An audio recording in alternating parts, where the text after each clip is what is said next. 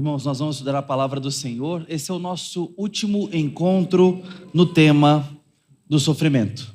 Nós tiramos um período para estudar sobre isso e agora nós chegamos ao final.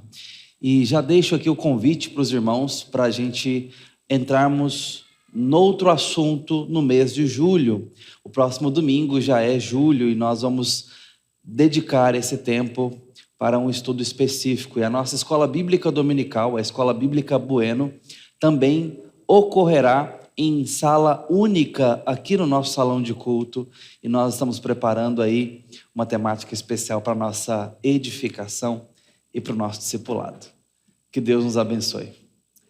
Hoje, portanto, eu quero te convidar ao Evangelho de Lucas, capítulo 7. Convido os irmãos ao versículo 11. Nós vamos ler até o versículo de número 17. Lucas 7, 11 a 17. Assim diz a palavra do Senhor. Pouco depois, Jesus foi para uma cidade chamada Naim, e os seus discípulos e numerosa multidão iam com ele. Ao aproximar-se do portão da cidade, eis que saía o enterro do filho único de uma viúva, e grande multidão da cidade ia com ela. Ao vê-la, o Senhor se compadeceu dela e lhe disse: não chore. Chegando-se, tocou o caixão, e os que o estavam carregando pararam. Então Jesus disse: jovem, eu ordeno a você, levante-se. Perdão, queridos. Jovem, eu ordeno a você, levante-se. O que estava morto sentou-se e passou a falar. E Jesus o restituiu à sua mãe. Todos ficaram possuídos de temor e glorificavam a Deus, dizendo: grande profeta se levantou entre nós. Deus visitou o seu povo. Esta notícia a respeito de Jesus se espalhou por toda a Judéia e por toda aquela região. Amém. Essa é a palavra do Senhor. Vamos buscar a Deus em oração, pedir a graça dele para esse tempo. Ó Deus bendito, nós precisamos da graça do Senhor sobre nós, nos abrindo o entendimento, deixando o nosso coração disponível, disposto para a tua palavra. Pedimos ao Senhor que nessa hora o teu Espírito fale conosco, nos mostre as tuas verdades na palavra, nos transforme, edifique, corrija, que encontremos perdão também, que encontremos esperança, porque o Senhor assim designou a tua santa e bendita voz na palavra. Te pedimos pela tua graça em Jesus. Amém. Irmãos, um dos últimos estanques da dor e do sofrimento estão guardados ainda em torno da morte. Talvez seja aquele assunto, aquele ponto de encontro que nós mais tenhamos medo nessa vida. Se não temos medo por um lado, mais incompreensão teremos.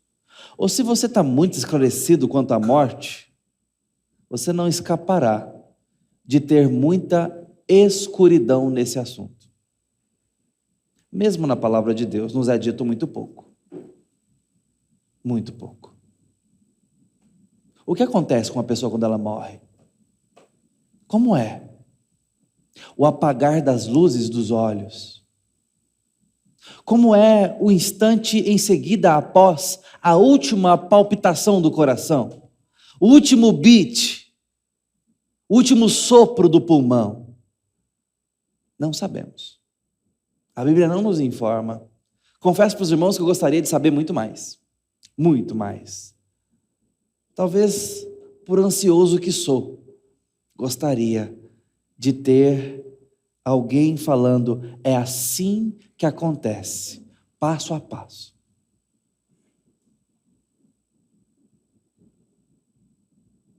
Muitas vezes nós podemos nos pegar um pouco acovardados, mesmo com a nossa teologia robusta. de ter que pôr em prática a fé. Alguns passos que ainda são no escuro, por mais que a palavra nos ilumine tanta verdade, tanta segurança e tanta esperança.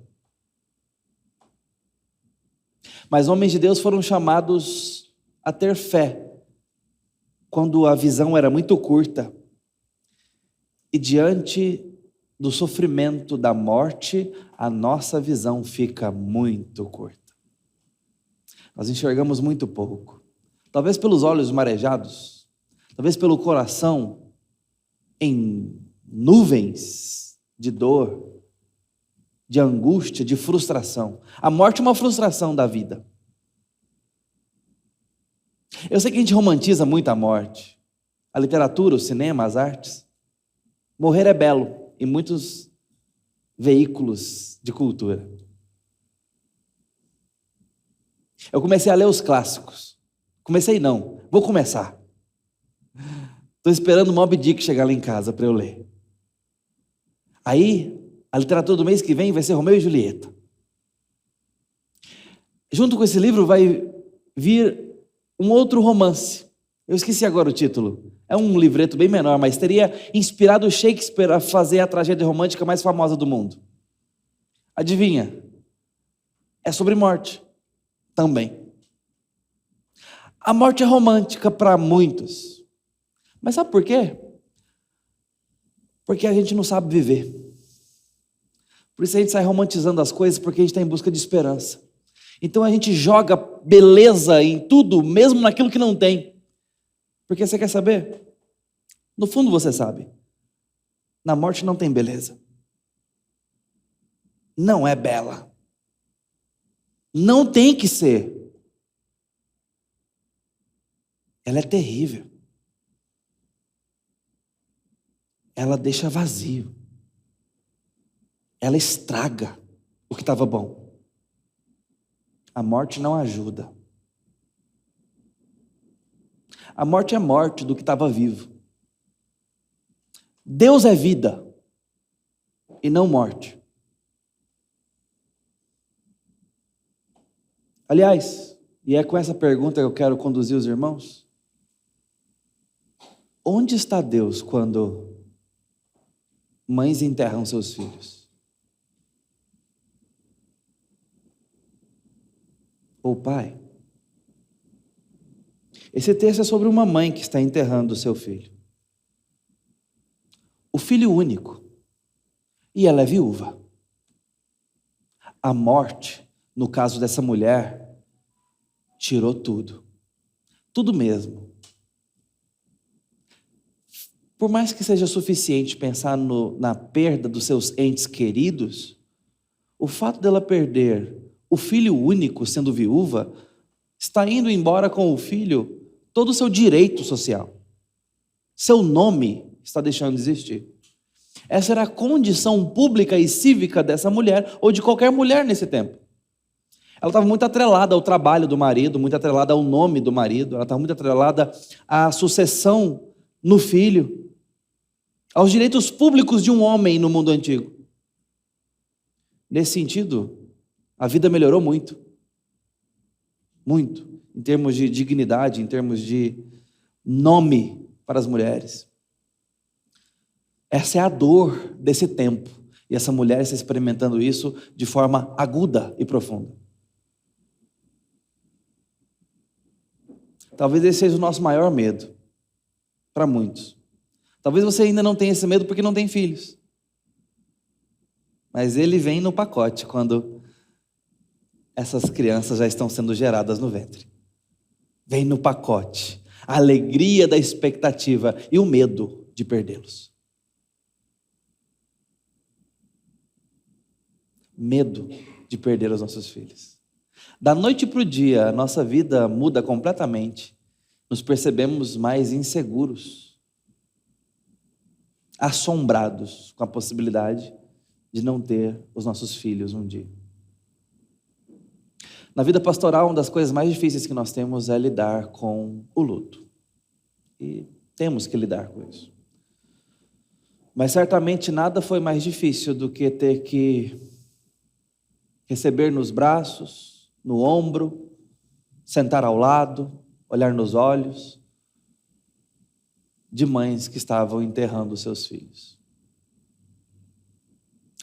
E o pior, queridos, na maior parte das vezes que eu tive que fazer isso, foi na minha família. Pior porque dói mais. Natural. E nem sempre nós somos como, eu cito aqui, o autor do hino que cantamos. O Horatio Spafford. Cidadão estadunidense, morava na região de Chicago. E depois de ter enfrentado, em 1871, um grande incêndio de Chicago e perder bastante das suas posses, dos seus negócios, inclusive, 2 anos depois ele resolve ir para uma conferência para ver o seu amigo, o evangelista Moody, pregar. Mas por alguma razão, em 1873, a sua esposa vai na frente com as suas 4 filhas. A idade vai de 11 a 2 anos de idade. Todas meninas. Os irmãos sabem dessa história, ela é muito conhecida. Mas eu quero realçá-la aqui. Elas embarcam naquele barco de turismo, né, de transporte de pessoas, Ville du Havre, uma embarcação de nome francês. Eles naufragam. E a comunicação da época, 1873, permitia que o mais rápido possível fosse receber um bilhete. E não foi um bilhete certamente postal, ela deve ter tido outras formas de mandar essa mensagem para o seu marido. O fato é que ela recebe as seguintes palavras: Saved alone. Salva sozinha.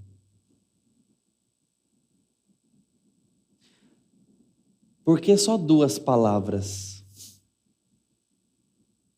Certamente essa mãe não conseguia escrever mais nada.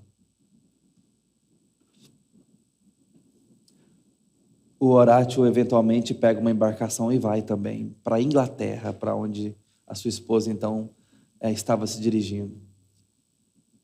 E ao passar na região do naufrágio, mostram para ele que tinha sido bem ali.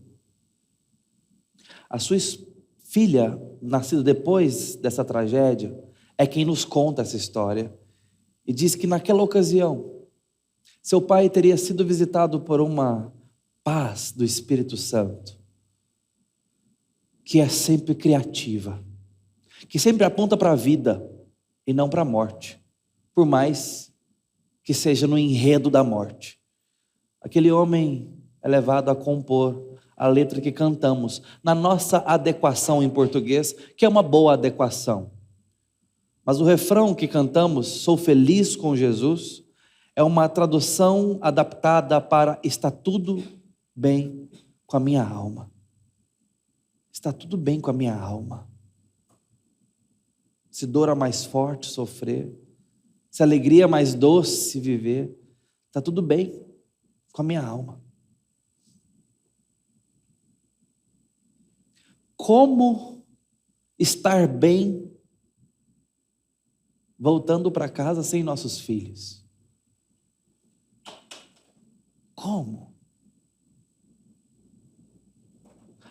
A resposta não é não amá-los. Só o pecado poderia fazer tal aberração em nós, de nos deixar insensíveis ao filho gerado. Só o pecado poderia nos fazer, inclusive, tirar a vida deles, ou considerá-los não humanos, até certo ponto. Mas no mínimo de saúde humana, nós somos convertidos aos nossos filhos. E começamos a experimentar algo divino na vida. Para aquilo que talvez seja uma das maiores performances teatrais, num sentido, de quem Deus é. Deus faz isso o tempo todo conosco, no drama da vida. Ele nos coloca num teatro. E isso não é pejorativo, isso não é de forma falseada, não é isso. Mas perceba, ele chama a igreja, e ele dá Cristo para a igreja, e esse é o maior enredo da redenção, o encontro de Cristo com a igreja. E eventualmente ele nos explica que essa relação é uma relação matrimonial, e ele chama a igreja de noiva, e Cristo de noivo, de tal forma que a nossa relação como igreja, sendo resgatada ao longo da história, é uma história de preparação da noiva para o casamento. E mais, ele entra em relação conosco por aliança, mais um símbolo marital. De tal forma que a dinâmica de Cristo com a igreja é palco, é uma performance de família, de casamento. O pastor batista John Piper, ele escreve um livro, um dos melhores que eu já li, sobre jejum, Fome por Deus. Nesse livro ele tem uma premissa e ele diz, olha, será que Deus não nos deu o pão para comer? Ele está falando de alimento no geral. A gente se nutre e precisa de nutrição. E tudo que criamos também precisa de nutrição. A gente não consegue escapar desse sistema absoluto da vida. Tudo precisa de combustível. Tudo precisa de nutrição. Mesmo que seja a hidrogênio, como a Toyota está tentando desenvolver agora. Mesmo que seja. Ainda que seja energia solar. Ainda que seja o vento. Estocado ou não, pode gerar energia. Mas a gente precisa de alguma nutrição. Voltando ao Piper, ele diz, talvez Deus criou o pão, a comida e o sistema digestivo na vida viva, porque um dia ele falaria algo absoluto para a eternidade. Eu sou o pão da vida. Quem de mim comer, jamais terá fome. Esse jamais fala de eternidade, onde a história realmente acontecerá, seja em condenação, seja em glória. O que estamos vivendo nessa linha de raciocínio é uma performance da vida nutrida em Cristo. Ou seja, o alimento é símbolo, é placa de sinalização para uma realidade maior, é imagem para o real. Qual imagem? O pão sendo digerido. Qual é o real para qual essa imagem aponta? Nossa relação em Cristo. E por aí vai, irmãos. Por aí vai.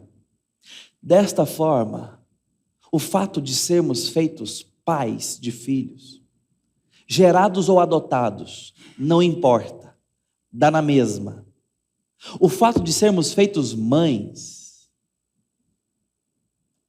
gerando um filho ou adotando um filho, o resultado é o mesmo. Talvez seja a performance uma das mais íntimas para nos mostrar quem Deus é e nos falar a respeito dele.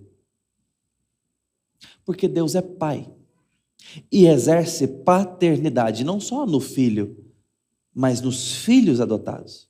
E ele se revela assim por toda a Escritura, mostrando que ele está reunindo filhos consigo. E ele nos permite, ao conhecê-lo na paternidade, ao conhecê-lo mais, experimentando a performance da paternidade, ele nos permite não só a alegria dessa experiência tão profunda, mas também nos permite as lágrimas da imperfeição dessa relação, as dores dessa imperfeição. Porque nós somos filhos imperfeitos, nos tornamos pais imperfeitos e geramos filhos imperfeitos. Nós geramos uma situação imperfeita, carente de redenção e graça. É tão imperfeito que morre. Pode ser atropelado, nasce com um coraçãozinho fraco, tem um aneurisma com 13 dias de vida. Não suportam uma queda. Precisamos amarrar nossas janelas com tranças. Eu falei para os irmãos há um tempo atrás, onde eu fiquei extremamente entristecido e abatido. Nós colocamos uma cama maior no quarto de hóspede, que também é o quarto das meninas, e meu filho estava brincando em cima desse colchão, e mesmo a gente advertindo ele para não pular ali, a gente sempre chama a atenção disso, ele se desequilibrou e foi todo para a rede da janela, todo, o corpo inteiro. A rede o segurou, do 16º andar. A rede o segurou. Tinha uma rede ali. Nós, a primeira coisa que fizemos ao mudar para esse apartamento foi trocar as grades de segurança, a rede de segurança. Sim. Mas eu estava ali. Fora do alcance do meu braço, uma rede protegeu o meu filho. Uma cordinha, meus irmãos.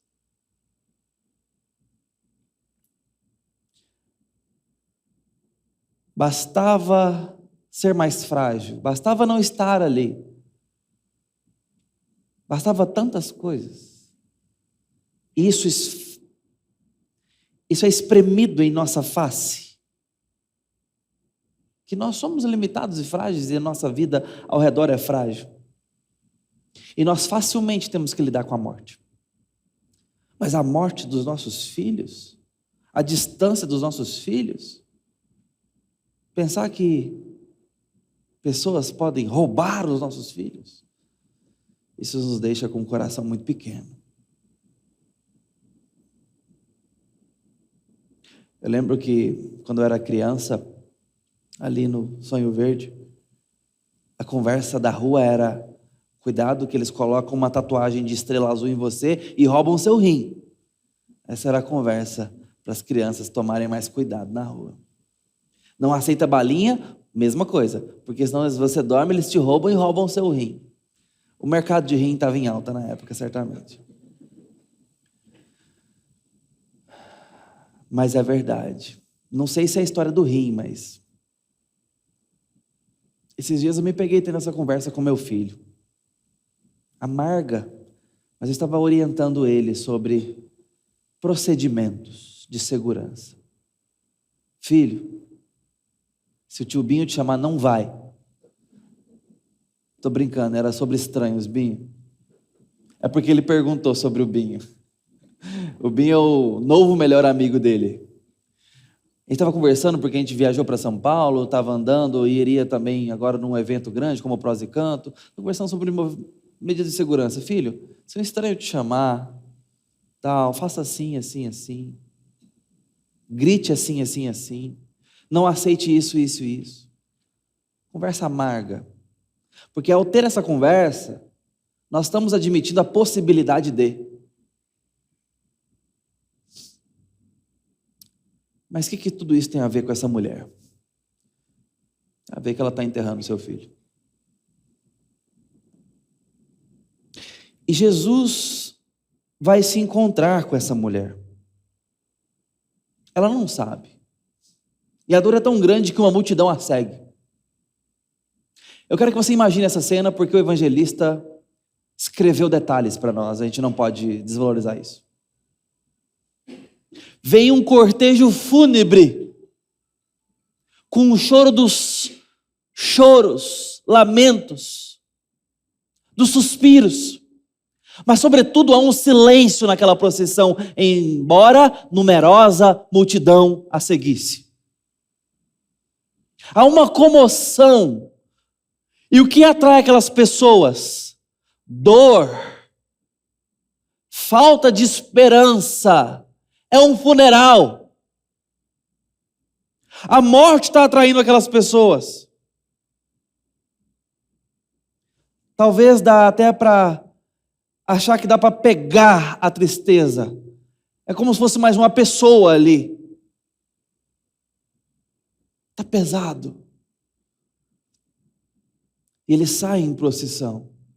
Aquela mulher vai colocar o seu filho e vai cobri-lo e não vai vê-lo mais. É nessa ocasião que nós temos uma outra procissão, um outro cortejo, uma outra comitiva vindo em direção a esta. Uma procissão diferente, animada. Porque Jesus está desde o capítulo 4 até o 7 aqui, até um pouquinho antes, chamando gente, fazendo pesca miraculosa, curando um paralítico, curando um cego. Chama os 12, chamando, curando, ensinando, faz todo esse movimento de novidade. Tem gente largando tudo para seguir esse homem. Por quê? Porque ele fala de algo grande, novo, de esperança. Tem gente sendo curada, tem gente que, mesmo curada, não consegue sair mais de perto dele. Tem gente que quer ser curado, está andando com ele. Jesus suscita esperança, vida. As pessoas que o encontram percebem, ele é profeta. Ele fala de Deus, ele age como Deus. Olha o que ele fez, olha o que ele faz. O que mais ele pode fazer? O que mais ele fará? Quem é esse? E ele vai surpreendendo essas pessoas, e até os próprios amigos mais íntimos não deixam de surpreender com ele a cada nova experiência. Chega ao ponto de dizerem certa vez, quem é esse que até o mar e o vento lhe obedecem? Quem é?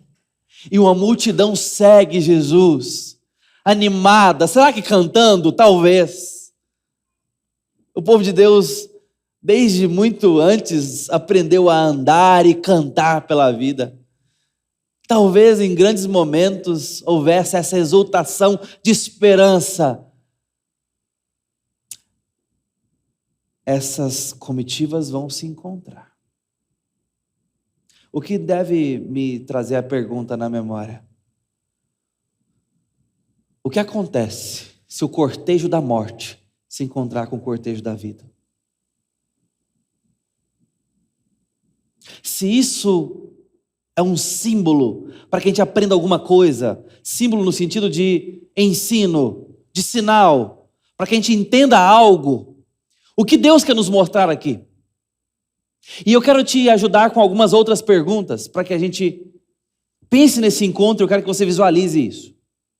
Imagine esse encontro acontecendo, talvez no final da tarde, talvez no findar do dia, aquele cortejo se encontrando, uma multidão com outra multidão, ora a câmara está num, ora está no outro, e eles estão se encontrando, e aquela mulher vê um cortejo se aproximando, com o olhar marejado, com as maçãs rosadas de choro, e Jesus com aquele olhar penetrante, doce e selvagem ao mesmo tempo, do Deus vivo na terra. As perguntas que eu quero te conduzir nelas são as seguintes. O que esperar da nossa vida caída se encontrarmos o exaltado de Deus nesse mundo? O que esperar de nossas vidas muitas vezes em trevas, depressão, falta de perspectiva e desesperança, se encontrarmos com a alva da manhã, a estrela bendita de Deus? O que esperar dos cacos da nossa vida, porque, como argumentamos, somos frágeis, somos quebradiços, se nos encontrarmos com aquele que faz todas as coisas novas? O que esperar, por fim, da morte que há em nós, que há ao redor de nós e que literalmente levou a vida dos nossos, se nos encontrarmos com aquele que é a vida? De um lado, desconsolo e desesperança, porque é o enterro, a morte do filho único de uma viúva. Do outro, vida, esperança, porque seguem o Filho único do Deus vivo. De um lado, choro, fim, desconsolo, porque a morte fez o que tinha que fazer. Do outro, expectativa, alegria, porque ele tem palavras de vida eterna. O que acontece nesse encontro? A doutrina mais subestimada acontece nesse encontro. A doutrina mais subestimada de toda a história do cristianismo, embora crida e aceita, porém altamente subestimada, acontece nesse encontro. Em uma palavra, ressurreição. A ressurreição que acontece aqui, embora não seja a ressurreição doutrinária final, que Cristo conquista para nós na sua ressurreição, da qual ele é o primogênito dos que morreram, dos que dormem, como o Apocalipse nos fala no primeiro capítulo, ela é sinal, ela é emblema significativo que aponta para essa outra. Eu quero de forma breve mostrar isso para os irmãos através de 3 instâncias. A primeira delas é a iniciativa de Jesus. Porque ele está, aprenda essa palavra para esse texto, presença. Ele está presente. O que Cristo está fazendo às portas de Naim nesse dia, nessa hora, ele foi atender quem? Ninguém. Jesus está de passagem. Ele não entra em Naim. Ele não foi atender essa mulher. Não havia nenhum pedido, não havia nenhum anúncio, não havia nenhuma oração. Jesus está de passagem. Mas ele não passa direto. Porque a morte se encontrou com a vida. E aquele que vier a mim, de maneira alguma o lançarei fora. Mas sabe como é que a gente vai a Cristo? Se o Pai que o me deu trouxer. Deus está trazendo a viúva para se encontrar com o filho dele. Graça. E haveria de ser assim toda a vida gerada por Cristo. Sabe por quê? Porque Deus amou de tal maneira o mundo que deu o seu Filho unigênito para todo aquele que nele crer não pereça, mas tenha a vida eterna, segundo o apóstolo João. Deus entregou o Filho para que as pessoas pudessem crer nele. Quem são essas pessoas? Os filhos adotados de Deus na história. E Deus agora está entregando esse encontro para Cristo. Cristo está presente aqui. Perceba as instâncias, as camadas dessa presença. Ele está presente a ponto de vê-la. Diz o texto, quando o Senhor a viu. Ele está presente no mundo, fazendo, você sabe o que ele está fazendo. Ele veio morrer nesse mundo, ele veio sofrer nesse mundo, ele veio padecer nesse mundo, ele veio sofrer nesse mundo, ele veio entregar a sua vida nesse mundo. Ele veio fazer isso, por isso que ele está aqui. Ele até está fazendo curas e vai fazer o milagre da ressurreição aqui. Você já sabe disso, mas isso não é o ponto. O que Jesus veio fazer, o resultado, é para além dessa vida. Jesus não veio devolver filhos para viúvas, mães viúvas. Não é esse o ponto. Ele não veio devolver vista para cegos. Ele faz isso. Só que isso é sinal, repito, de algo maior. O que ele faz aqui representa algo muito maior do que devolver o seu filho que morreu. Algo pode ser maior que isso? Pode. Você e o seu filho na eternidade, para sempre com Jesus. Onde a enfermidade não toca, onde a morte não chega, onde não há distância entre pais e filhos, onde não há mais imperfeições na relação, nem em nós. É muito maior do que ter os nossos filhos guardados perto de nós. Muito maior. Jesus está aqui para isso. Mas em segundo ponto, nesse sentido, ele também está aqui se condoendo. Porque diz o texto, não chores. Ele se compadeceu dela, perdão, primeiro, e depois ele diz, não chores. Por que ele se compadece dela? Porque Isaías profetizou isso, que ele tomaria sobre si as nossas dores, capítulo 53. Ele levaria sobre si as nossas enfermidades. Ele as sentiria e as absorveria, ele as resolveria em si. Ele seria pisado para que nós não fôssemos. Ele veio sofrer a nossa dor, morrer a nossa morte. E ele se compadece da dor daquela mulher. Ele se compadece. E então dá uma ordem, não chores.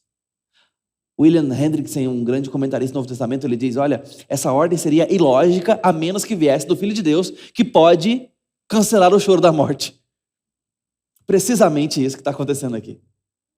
É isso que ele está argumentando. Ele está chamando ao ridículo para que a gente veja, Jesus está fazendo algo que só ele pode fazer. Falando para uma mãe que está enterrando o seu filho, pare de chorar. Porque o que eu estou a fazer na sua vida cancela o choro da morte. Vai fazer a sua tristeza deixar de ter lugar. Mas ele diz mais. Ele faz algo. E diz o texto que ele colocou as mãos no esquife, no caixão, detendo a procissão. Veja, Jesus vê. Jesus se condói, se compadece, Jesus fala, Jesus toca. Deteu a procissão e parou os homens que a carregavam. Essa primeira parte da presença de Jesus deve começar a edificar a nossa esperança e a nossa forma de enxergar a vida na dor. Porque Jesus veio. E ele veio para fazer algo muito maior do que os consolos e milagres que nós podemos receber na vida. Muito maior. Porque nenhum milagre na vida é suficiente para nos dar a eternidade. Nenhuma cura, nenhuma ressurreição de um ente querido, nenhuma bênção material, quem dirá, pode ser comparada ao que Cristo está fazendo na cruz e na sua ressurreição. E o motivo da sua encarnação, da sua presença no mundo, é justamente esse. Motivo pelo qual nós temos 2 versos muito elucidativos. É nisso que Deus prova o seu amor para conosco, em nos ter dado Cristo Jesus. Em segundo lugar, aquele que não poupou seu próprio filho porventura, não nos dará graciosamente com ele todas as coisas. Eu ainda complemento com o apóstolo Paulo dizendo que nada pode nos separar do amor de Deus que está em Cristo Jesus. E o nada está falando de todas as coisas terríveis desse mundo. Morte, fome, nudez, perigo, espada, profundidade, coisas desse tempo, do tempo por vir, enfim. Nada pode nos separar desse amor que nos deu Cristo. E Cristo dado é para a eternidade. É para algo maior do que as providências temporais. Essa é a presença. Eu disse que tem mais 2 palavras. A segunda palavra é palavra. Porque se por um lado Jesus tomou a iniciativa de estar presente e se entregar, ele veio como o verbo de Deus, a palavra de Deus. Ele veio nos mostrar Deus, falar sobre Deus, expressar sobre Deus. E ele faz aqui isso nesse texto. Não basta Cristo ter vindo se a sua palavra não entrasse em nós. Se ele não nos deixasse o caminho para os benefícios da cruz. Esse caminho é pela palavra, a fé que vem pelo ouvir de Cristo, do Evangelho, da sua palavra, a lâmpada para os nossos pés, a luz para o nosso caminho, aquilo que dissipa as trevas, aquilo que corrige o coração, aquilo que traz vida para o morto, aquilo que faz os nossos olhos ver. A palavra. Ele é a palavra. Diz o texto: quando o Senhor a viu, seu coração se condoeu por ela, e ele disse: não chores. e disse ao jovem: levanta-se. A palavra dele está aqui confrontando com autoridade e criatividade duas coisas: tristeza e morte. Perceba por trás o que está sendo edificado, irmãos. Cristo está nesse momento edificando sinais que apontam para a eternidade, para novo céu e nova terra. Ele está dizendo que Ele vai fazer com que não exista mais choro, nem ranger de dentes, nem gritos nas praças. Ele vai enxugar dos olhos toda lágrima. A morte já não existirá. Perceba como isso é, embora profundamente significativo, sobretudo para aquela viúva, mas como isso é contido, limitado, como isso é apenas uma sombra de algo muito maior que está por vir, inclusive na vida dessa viúva. As coisas do tempo não podem medir a edificação da eternidade, nem para o mal, nem para o bem. As dores desse mundo são breves ferroadas comparadas às tormentas da eternidade, bem como as delícias desse mundo são beliscar à mesa de um banquete muito superior. Cristo está apontando para isso. Ele faz isso com a sua palavra. Toda a desesperança daquela situação foi terrivelmente confrontada e transformada pela autoridade da palavra de Cristo, que diz: não chores. E ao morto, levanta. Mas a palavra de Cristo é muito mais. Ela é suficiência. Porque foi dito um dia: Senhor, basta uma palavra e o meu servo ficará curado. Mateus 8, 3. É alimento.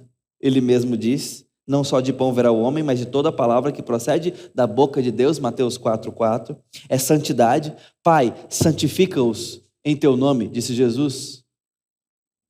A tua palavra é a verdade. Santifica-os na verdade. A tua palavra é a verdade. João 17, 17. É segurança eterna, porque diz: mas as minhas palavras não passarão. Mateus 24, 35. É intimidade com Jesus. Minha família são aqueles que ouvem as minhas palavras e as praticam. Lucas 8, 21. É também maravilhosa a autoridade, porque muitos se maravilhavam, porque ele falava como quem tem a autoridade. Lucas 4, 32. É vida eterna. Quando Pedro indaga: Senhor, para quem iremos? Só tu tem palavras de vida eterna. João 6, 68. Ela também está cheia de boa intenção, irmãos. Lembra quando Jesus disse: quero, fica limpo. Quero.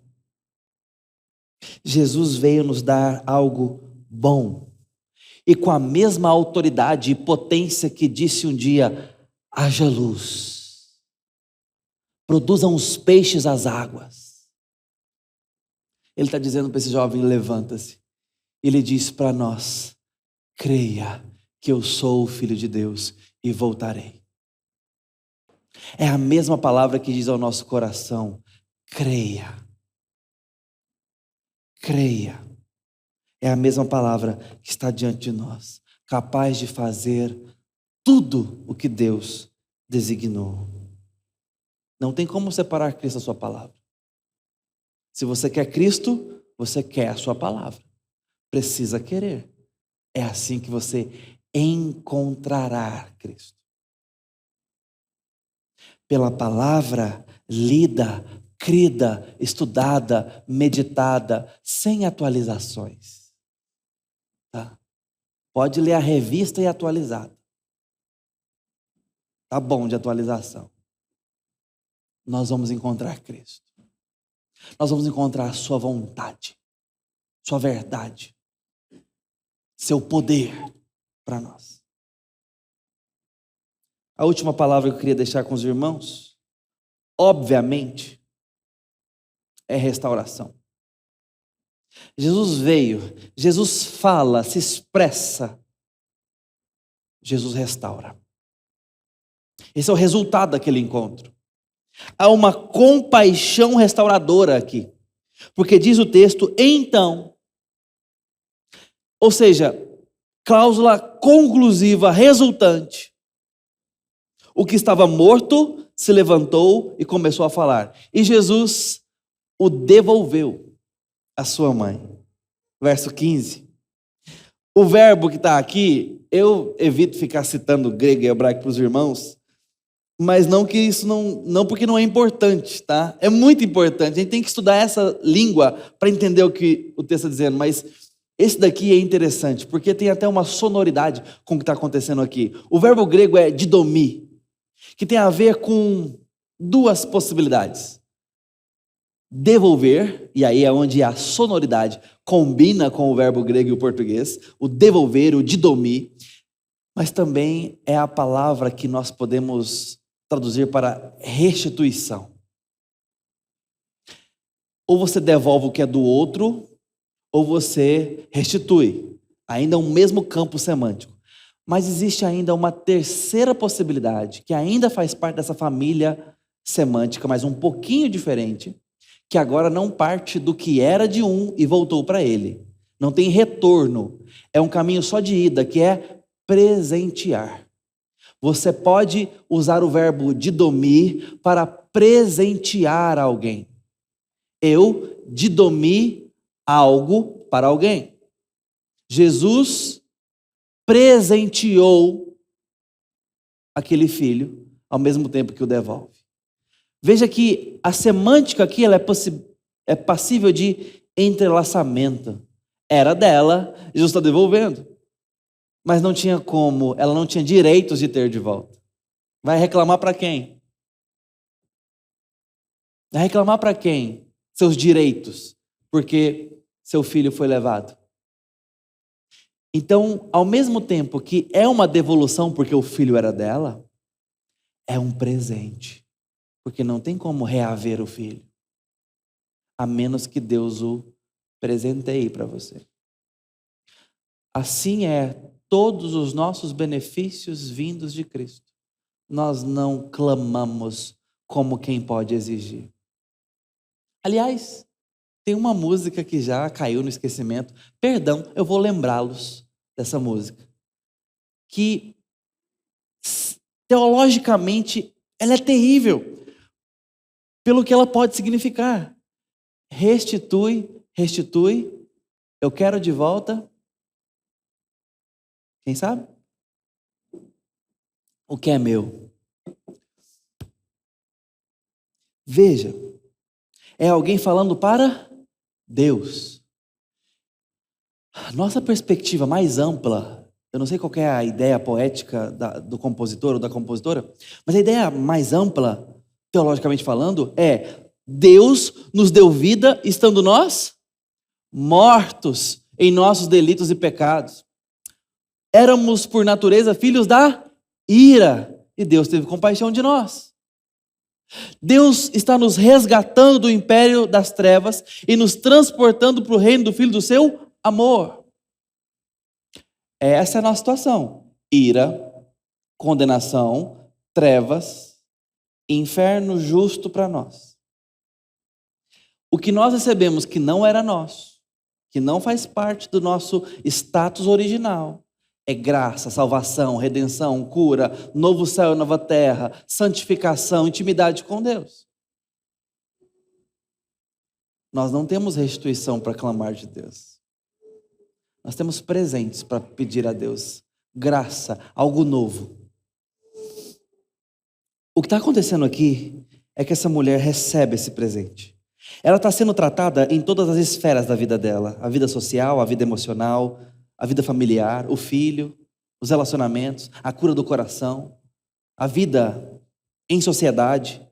Jesus está devolvendo um nome, Jesus está devolvendo perspectiva, Jesus está devolvendo esperança, Jesus está curando.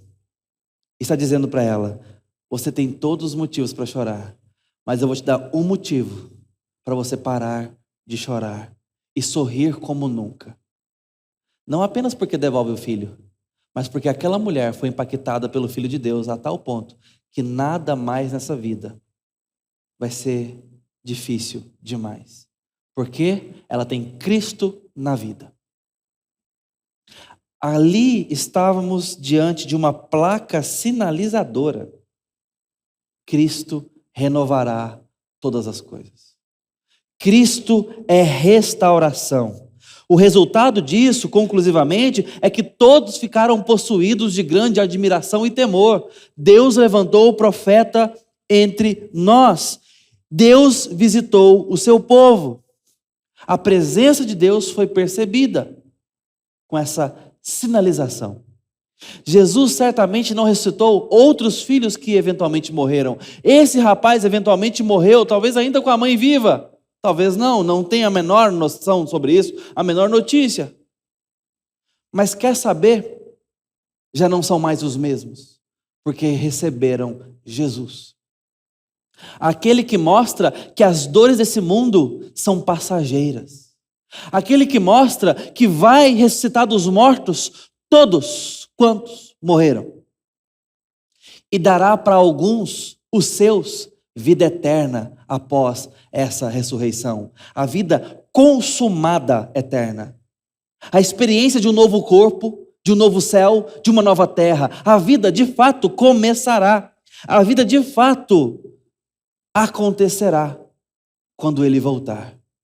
É dessa forma que pastores podem receber mães enlutadas. Não será fácil. É dessa forma que pais poderão perder seus filhos. Não será fácil. Mas nós temos algo maior do que as dores desse mundo, por mais esmagadoras que sejam. Nós temos algo maior do que a morte na vida. Aquele que refaz a vida, e não faz a vida para perecer logo mais, mas refaz para novo céu, para nova terra, para uma esperança completa. Todos ficaram possuídos de grande temor e glorificavam a Deus, dizendo: grande profeta se levantou entre nós. Deus visitou o seu povo. Essas pessoas lidaram com a morte eventualmente, e com as dores, assim como nós. Vamos lidar, já lidamos, estamos lidando, mas temos Cristo, grande profeta entre nós, que nos fala de algo maior do que essa vida. É assim que a gente pode lidar com o sofrimento. É assim que nós podemos lidar com as dores desse mundo.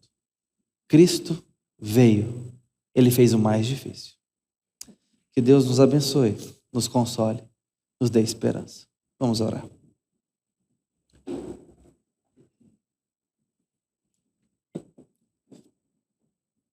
Ó Deus bendito, no nome do Senhor, nós pedimos a graça de sofrermos com esperança quando a providência for apertada e difícil. Mas jamais nos deixe sem esperança em Cristo Jesus. É assim que nós somos capazes de despedir dos nossos filhos, dos nossos pais, dos nossos amigos. Não porque é fácil, mas porque temos algo maior para esperar. Temos restauração para crer em Cristo. Assim, crendo na tua iniciativa de ter vindo ao mundo, morrido por nós, ressuscitado, permita-nos amar a tua palavra e nos apegar a ela enquanto caminhamos. Que a nossa vida se encontre com a tua comitiva, ó Senhor Jesus. Em teu nome que nós oramos. Amém.